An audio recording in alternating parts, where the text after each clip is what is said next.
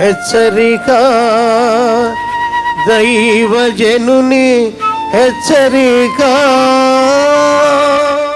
ఒక అతను మందిరంలోకి వెళ్ళి, ప్రభా యేసయ్యా నేను నమ్ముకున్నాను నాయన, చాలే ప్రభా నేను నమ్ముకున్న కాడి నుంచి చెప్పులు కొనుక్కోవడం డబ్బులు లేవు, అబద్ధాలు ఆడతాం మానేశాక, లంచాలు తీసుకోవడం మానేశాక డబ్బులే లేవు, చెప్పులు దిగిపోయి 6 రోజులైంది, స్తోత్రం నాయన ఆమెన్ అన్నాడంట. ఒకలాగా విరక్తిగా ప్రార్థన చేసి కళ్ళు తెరిచేటప్పటికి ఒకటి 2 కాళ్ళు లేవంట మోకాళ్ళ దగ్గర నుంచి. ఆ ముండి మోకాళ్ళు వేసుకొని ప్రార్థన చేస్తాను చూశాడంట, అక్కడ చూశాడట. చూడగానే మళ్ళీ మోకరించి, ప్రభా చెప్పులు లేకపోతే పోయి నీ కాళ్ళు ఇచ్చే వందనాలు ఆయన అన్నాడట. చెప్పులు లేవని బాధపడతారు, కాళ్ళే లేకపోతే చెప్పులు ఏం చేసుకుంటావు చెప్పండి. ఇచ్చిన దాని గురించి దేవుడిని స్తుతించంటే, ఇవ్వాల్సింది కావాలంటే దేవుడు ఇస్తాడు.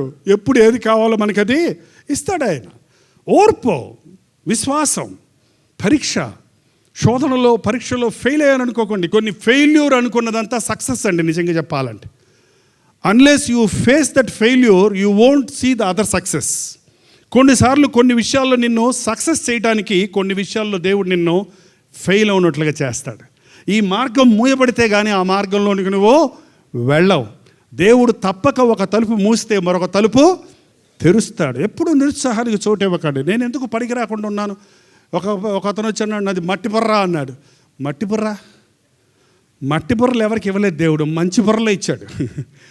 ప్రతి వాడికి ఇచ్చిన మెదడు వాడితే అది పదును పెడితే అది ప్రయోగం అవుతుంది, వాడకుండా ఉంటే అది అలా ఉండిపోద్ది అంత మటుకే. కానీ మట్టి మాత్రం ఎవరికి ఇవ్వలేదు. గొప్ప మేధావులు కూడా వాళ్ళ బ్రెయిన్లో 1% ఉపయోగిస్తున్నారంట.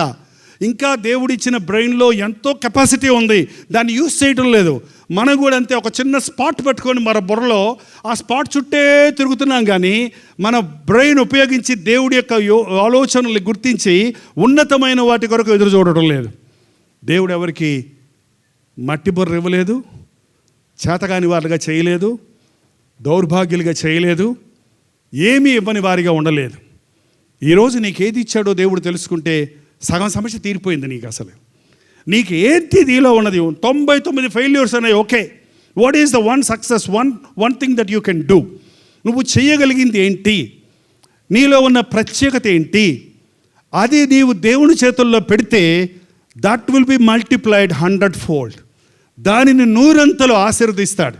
ఒక బానిస బిడ్డగా అమ్ముడుబడిపోయిన యోసేపు, నా బ్రతికిట్టయిపోయింది, నాకు దర్శనాలు ఇచ్చాడు దేవుడు, మా నాన్న నన్ను ఎంతో ప్రేమించాడు, నేను చివరికి బానిసనైపోయానే, నా బతుకు బానిసత్వం అయిపోయింది, నా బతుకు బానిసత్వం అయిపోయింది, నా బతుకు బానిసత్వం అయిపోయింది అని ఏడుస్తూ కూర్చుంటే ఏమైపోయాడో నాకు తెలియదు. కానీ ఎక్కడున్నాడో అక్కడ నమ్మకంగా బ్రతికాడు. ఎక్కడున్నాడో అక్కడ మాదిరిగా క్యారెక్టర్ బిల్డ్ అయింది. ఒక మంచి క్యారెక్టర్. ఒక పరస్త్రీ వచ్చి అంగీ పట్టుకొని నాతో సైనించమంటే, చిచ్చి తప్పమ్మా, తప్పు, నువ్వు నా యజమానురాలు భార్యవి. That is a character.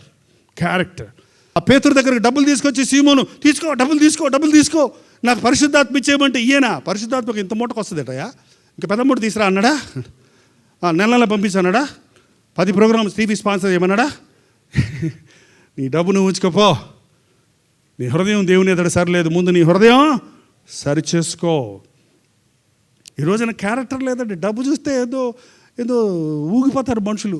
డబ్బు అలా పడేస్తే చాలు, అంతే కరిగిపోతారు అంతే. అంటే డబ్బు అలా చూపిస్తే చాలు వెళ్ళిపోతూనే ఉంటారు. కొన్ని గాడిదలు అంటే ముందుకు వెళ్ళమంటండి, గాడిదలు గట్ట కర్ర కట్టి ముందు గడ్డి కడతారంట. ఆ గడ్డి అందుకున్నాను పోతుంటుందంట. అది ఎంతసేపు నడిచిరా దాని నోటికి గడ్డి అందదు. ఎండమావులు. ఈ రోజున మనుషులంతే, ధనవంతులు అయిపోదామని అక్కడ డబ్బులు కట్టి, ఇక్కడ డబ్బులు కట్టి, అందులో కట్టి, ఇందులో కట్టి, అది చేసి ఇది చేసి చేద్దామని మొత్తం ఉన్నది పోగొట్టుకునే వాళ్ళు ఎంతోమంది ఉన్నారు.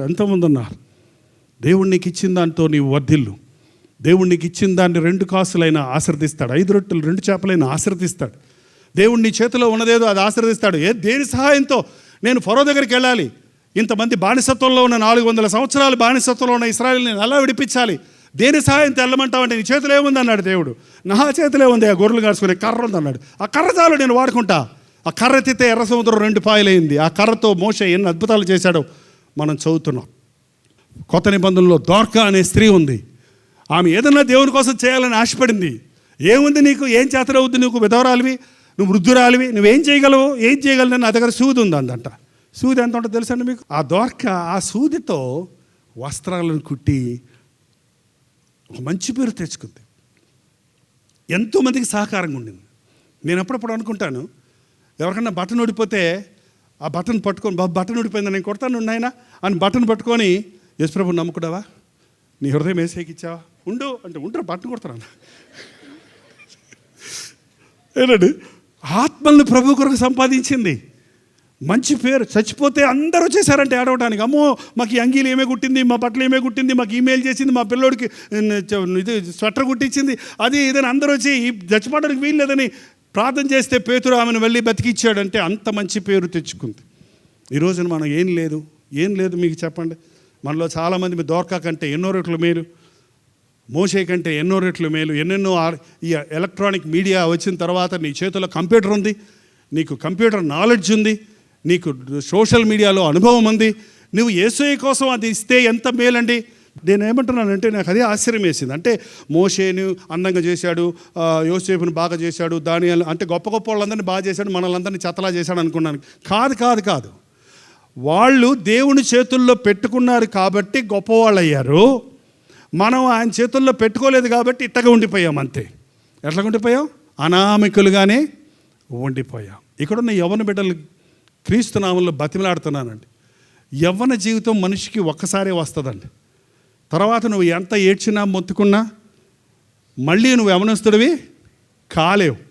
నీ యవ్వన జీవితంలో నీకున్న శ్రేష్టత ఏంటో, ప్రజ్ఞ ఏంటో, విశేషత ఏంటో, నీలో ఉన్న సామర్థ్యత ఏంటో నువ్వు గుర్తించి దానిని పవిత్రంగా కాపాడుకొని దానిని ఒక మంచి శీలము కలిగిన రీతిగా నీవు వాడితే, ఒక మంచి క్యారెక్టర్ని నువ్వు బిల్డ్ చేసుకుంటే నీవు దీవించబడతావు. ప్రార్థన. శ్రమలలో నీకు దగ్గరగా వచ్చి ఓర్పు కలిగి నీవు శోధనలో ప్రవేశించకుండా ప్రతి శోధనను జయించి గుణశీలతలు కలిగిన వారిగా, నిరీక్షణ కలిగిన వారుగా సిద్ధపడుటకు మా ఒక్కొక్కరికి నీ సహాయము చేయము. పరిశుద్ధుడా, నీ ప్రేమ కలిగిన హస్తమును చాపి ఇక్కడ నిలబడిన వారి యొక్క ప్రతి బాధను, ప్రతి శ్రమను, ప్రతి వేదనను నీవు మేలుగా మార్చిన ఆయన స్వస్థపరిచి నీకు సాక్షులుగా చేసుకో తండ్రి. నజరేయుడైన యేసుక్రీస్తు నామములో ప్రతి విధమైన పాప బంధకములను విడుదల చేయించున్నాము. ఇప్పటికే వారికి ఇచ్చిన వరాలను సాతాను చేతుల్లో పెట్టి నష్టపోతున్న వారిని నజరేయుడైన యేసుక్రీస్తు నామములో విడుదల చేయించున్నాము తండ్రి.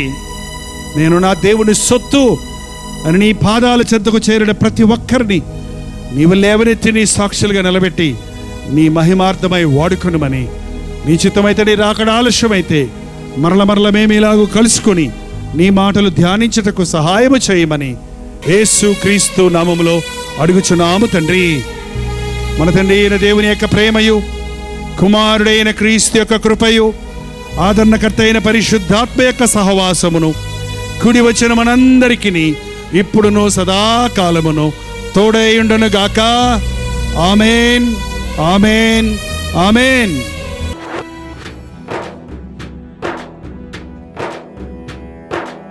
నిక్కమురా లోకం చెడ్డదిరా, తక్షణమే మేలుకు సోదరా. ఈ లోకపు పాపపు చీకటిలో నీలోనే వెలుగును చూపుమురా. నిక్కమురా లోకం చెడ్డదిరా, తక్షణమే మేలుకు సోదరా. ఈ లోకపు పాపపు చీకటిలో నీలోనే వెలుగును చూపుమురా, నీలోనే వెలుగును చూపుమురా.